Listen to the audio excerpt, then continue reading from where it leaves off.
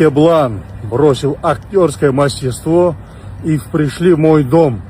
Туда, где я это создал. Не ставили свою профессию и пришли зарабатывать мою стихию. Сделать 2 боя по 4 раунда. Сначала заходит Еркеблан, я разношу его за 4 раунда, потом заходишь ты, я отправляю тебя домой.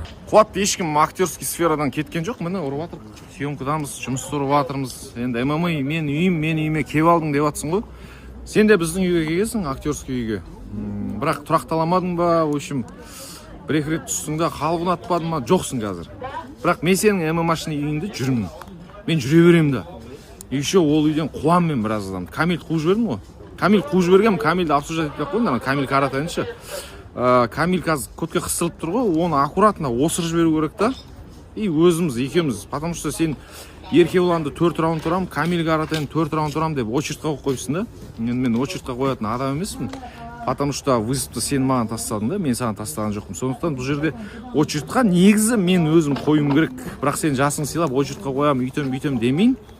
Контракт сұраймын мен. Контракт берсіңдерші. Контракт, реальный дата, реальный вес, уақыт, қай кезде, қашан. В общем, кино ойнатпай қойсайшы, кино болады мына жерде. Мен өмірімде кино жетеді да. И мен мына кинодан шаршадым, так что маған контракт керек. Контракт маған шын айтқым керек жоқ, контракт көп, Аллаға шүкір. Контракт Қуатқа керек сияқты, как раз таки. Қуат бір тойға ақша жинап жатыр ма, білмеймін ғой.